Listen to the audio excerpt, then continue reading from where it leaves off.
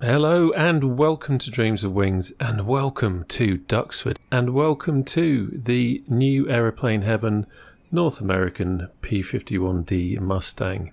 Now, this is an aircraft that's right up my street. I've flown the A2A Mustang a fair bit in P3D, so it's great to see a version of this aircraft come to Microsoft Flight Simulator 2020. So the way I'm going to approach this is I'll give you a quick talk through the features of the aircraft. We're going to go for a quick flight just to see how she flies. And this is really the first time I've flown it, so this is literally going to be either a bit of a disaster, because although I've flown the P-51 in P3D, as I've seen before with this simulator, sometimes that you think you're used to an aircraft or you've got some experience of it, but Microsoft Flight Simulator and flying a different developer's aircraft can sometimes throw some curveballs at you. So what we'll do is we will start her up, we'll take off, we'll do a quick flight around Duxford, and then we'll do a landing and just see how she behaves. So what we've got here under the hood is a Packard Bell license-built Rolls-Royce Merlin engine, a V16507 12-cylinder liquid-cooled engine, giving us 1,490 horsepower at 3,000 RPM.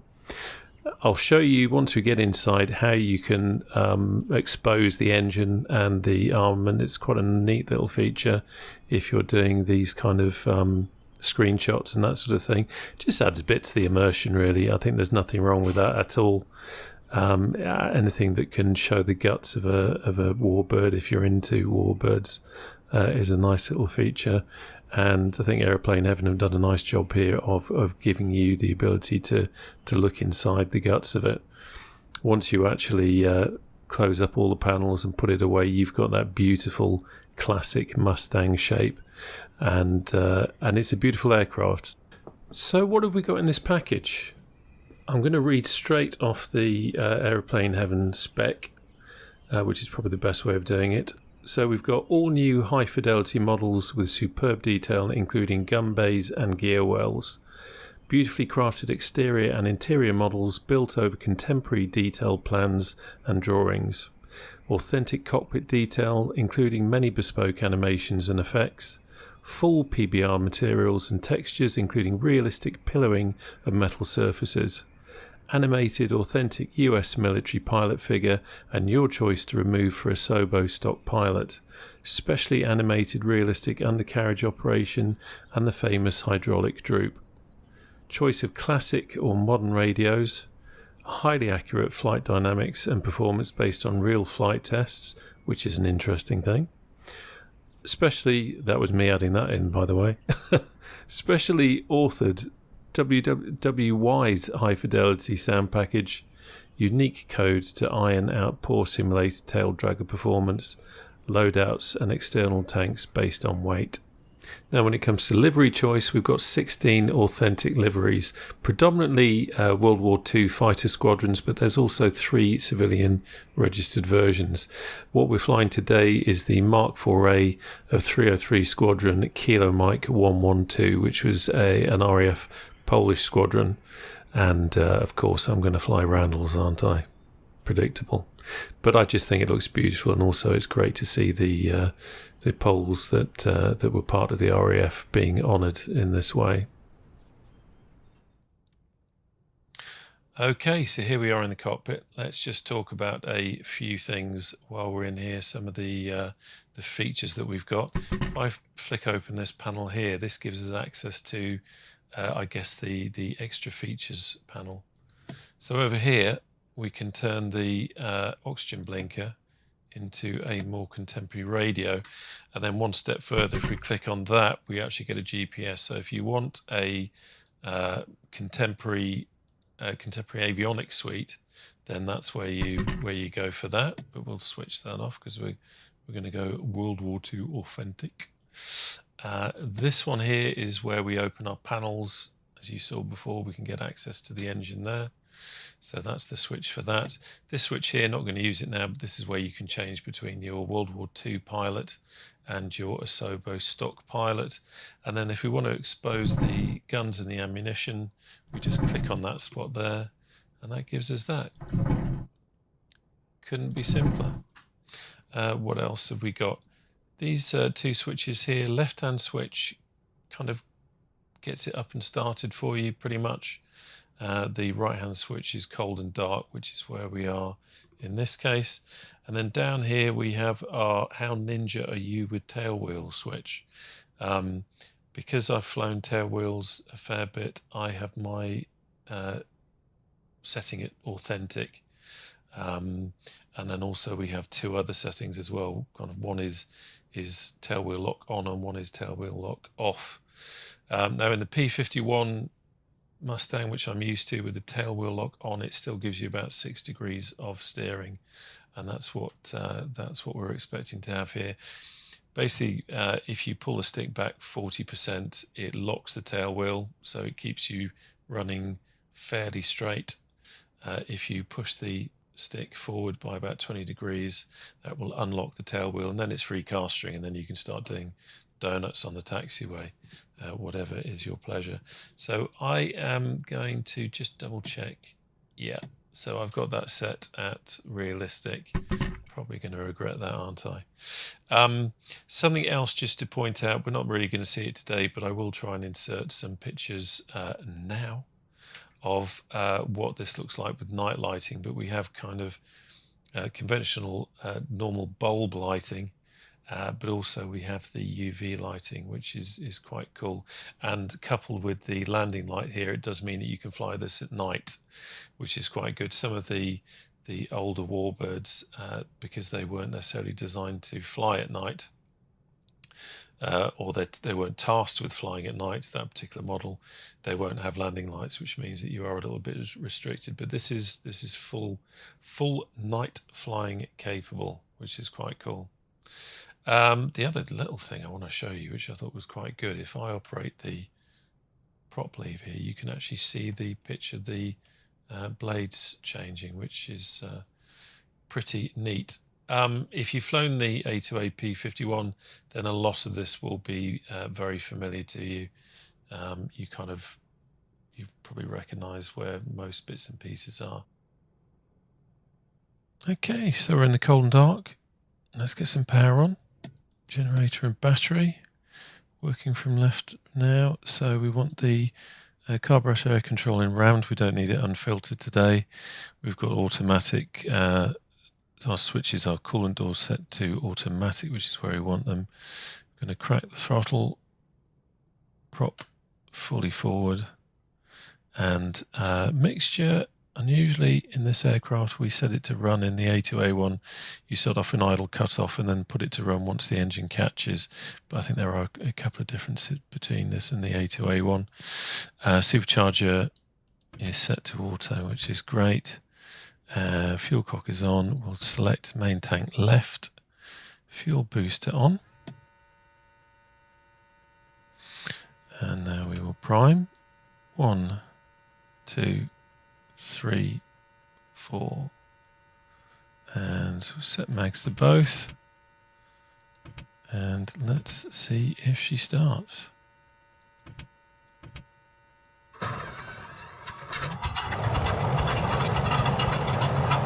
There we go, we have a start. Checking our T's and P's.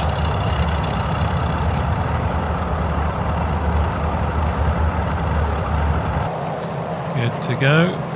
Let's take the fuel booster off.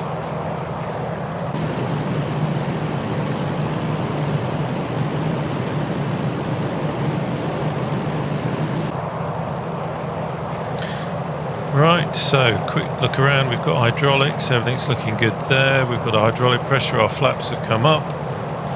T's and P's are looking good. We're above, just above the 60 on the oil, and everything else, or all our other temperatures and pressures, are looking good. Coolant's fine.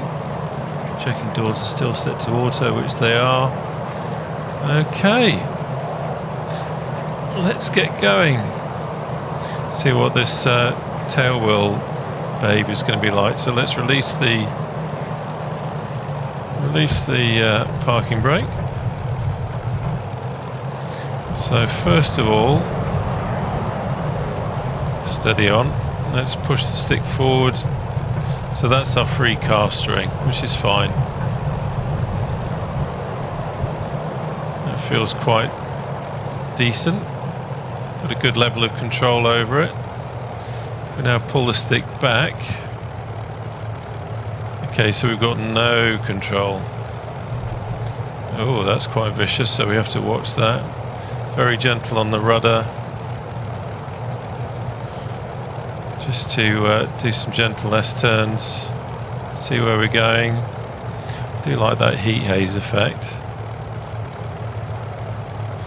This Duxford, by the way, I'll put a link below, is a masterpiece from Chico Mick.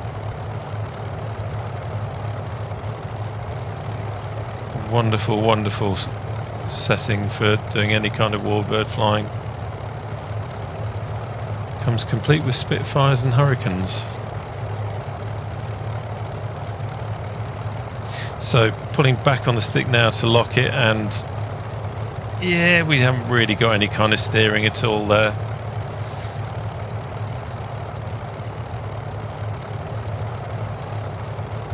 It's one of the advantages of track IR, that you can have a good look around. Quick look at T's and P's, everything's okay. Gentle on the brakes there. Nice, nice braking action.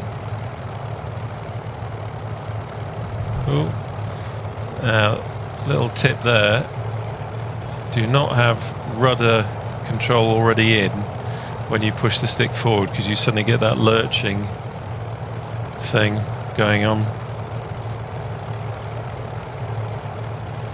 Right. Okay, let's just bring it to a halt here. I'm just quickly going to grab the manual again, just to have a quick look. So we've done starting, taxi and takeoff. We're not going to turn on the oxygen supply because we don't need it, we're not going that high. Our oil temperature is at least 60, which it is, which is fine. We haven't got ensure your throttle is in idle position, the wet is disabled. Oh yeah, that was that button there. They've modelled the war emergency power onto that button there, but we haven't got that set. Done the tailwheel lock, don't need to do that. Yep, okay, yep. Just looking for any kind of trim settings, but I'm not seeing anything.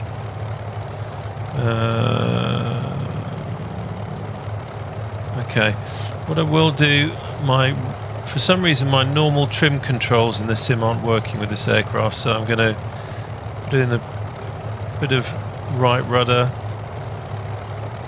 which I'm just used to on the A2A version, and just put a little bit of that in. Okay.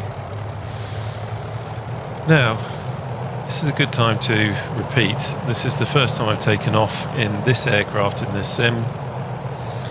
I'm hoping to not to have any dramas, but this is not a tutorial. But sometimes, especially when you get a new aircraft, it's kind of fun just to see how it behaves. And by making a hash of it, you actually, you actually get to know an aircraft a lot better. And that's what this is all about, after all. Okay, let's just bring it down there. Okay, just checking the settings. Take the time to show the manifold is set around 46, so we want 46 inches. No, that's afterwards. Yeah, okay.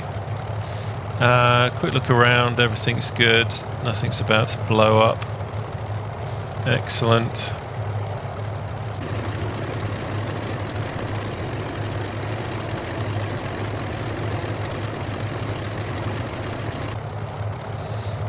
Okay, I'm going to shut up and try and concentrate on flying this thing, so bear with me.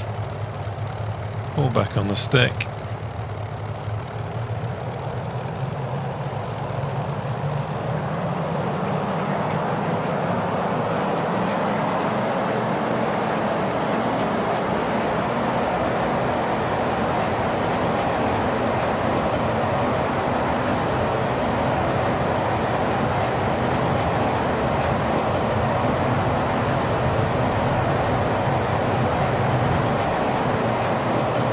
Gear up. Okay, back on the power. No, we can have manifolds 46 and we want, round about there, 2,700 RPM. Okay, we can close the canopy now. Okay. My first thought, not too sure about that engine noise.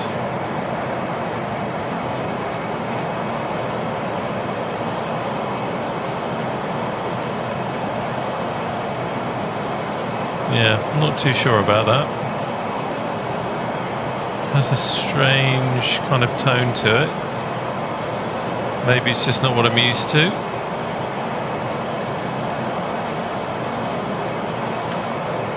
Check all our T's and P's, everything's good. Just going to reset my track IR. There we go. Duxford over there.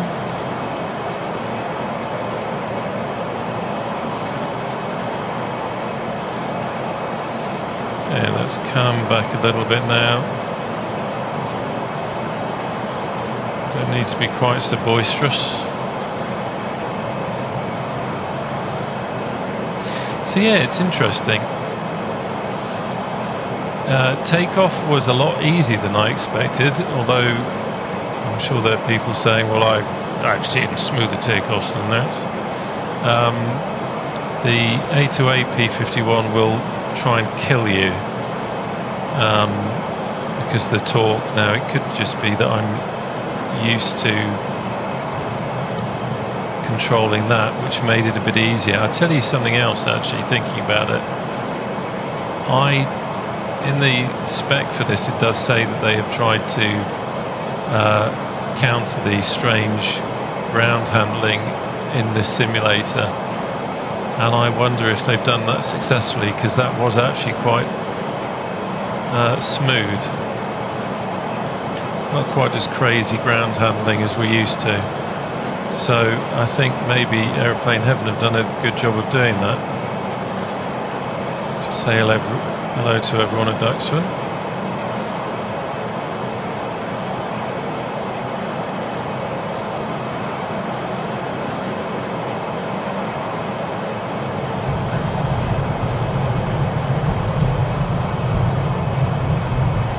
It was fairly as expected.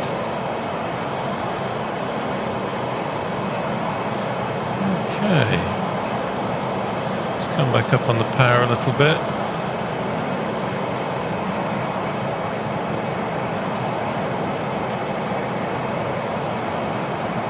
Get some height before we do anything more adventurous.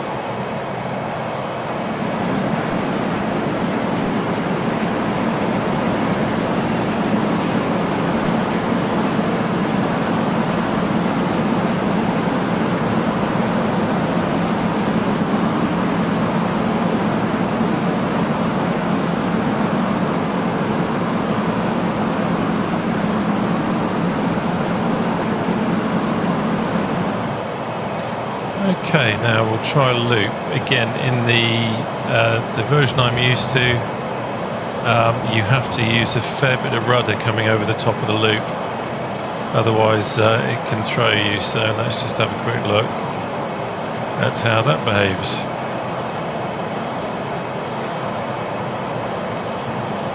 Pulling back, not too hard.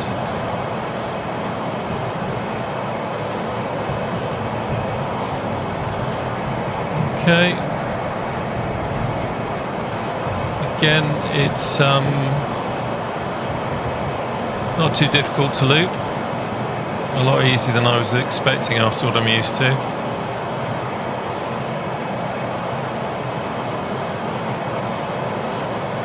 You certainly feel like you have a lot of control of this aircraft.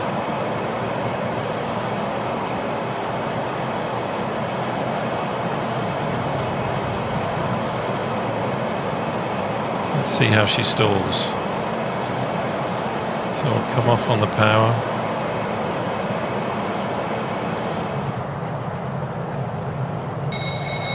There's a stall warner. Sounds remarkably like a school bell. Actually, that could be the gear warning.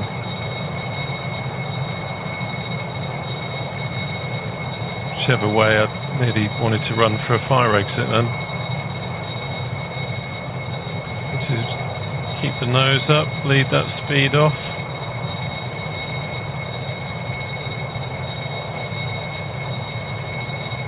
It's just on the edge.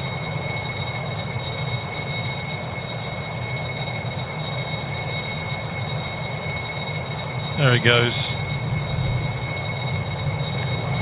Fairly tame. Let's get some power back on.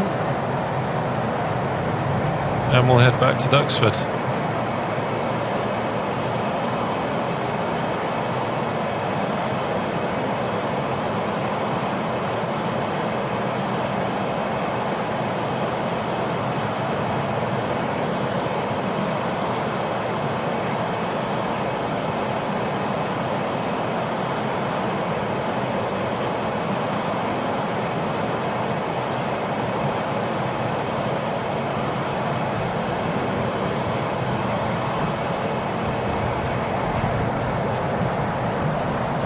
Use a bit of rudder there.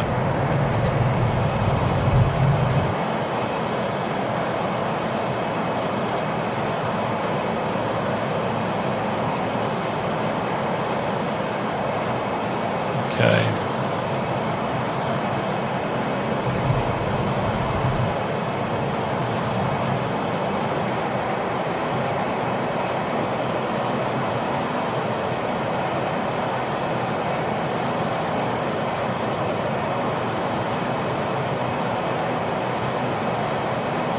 Okay, we'll do a quick run in and then we are going to land this beast.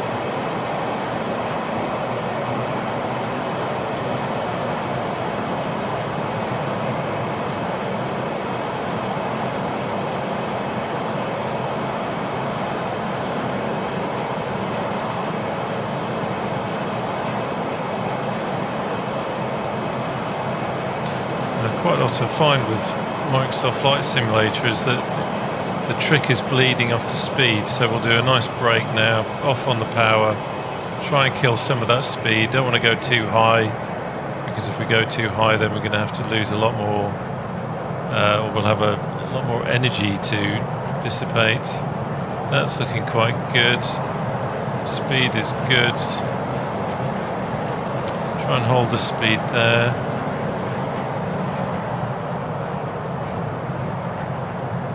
Lose a bit more height. It's going to come a little bit away from the airfield now.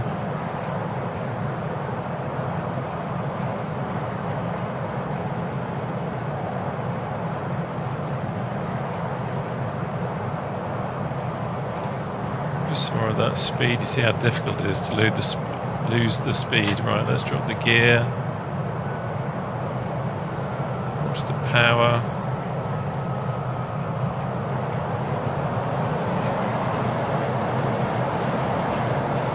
Something else I will do at this point is just change the tank. Oh, we've already done that.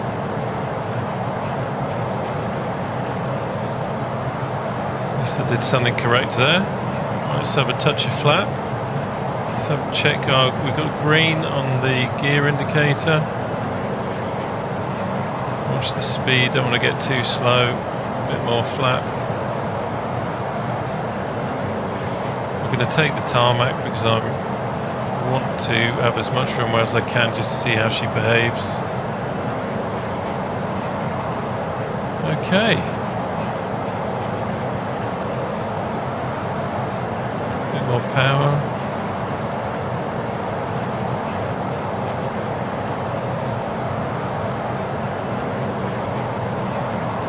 Would have preferred a slightly more curved approach, just so we have got a bit more visibility trim. But because this runway is so long, it certainly helps. Got a 4-knot wind just coming offset a little bit.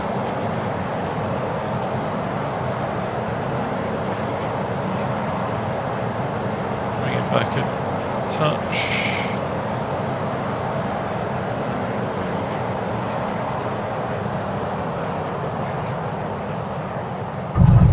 It's a little bit heavy. Okay, back on the stick to get that tail wheel locked and brake.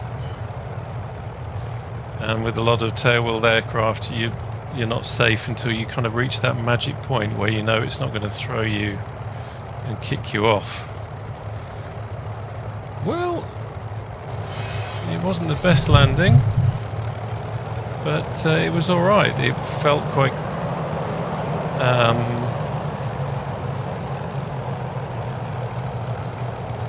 felt like there was plenty of control there. Oh, in the aircraft. You see that again is another example of me having some rudder on when I kicked in the tail wheel. So rudder neutral, stick forward, and then just gentle turns. That's all we need.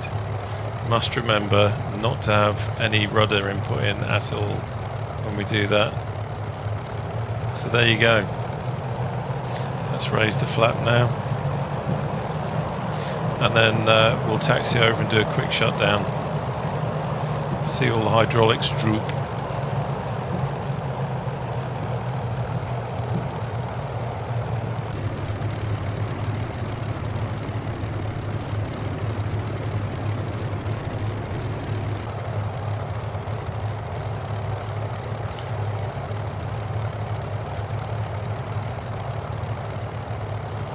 Okay, let's just bring it to a halt over here on the apron.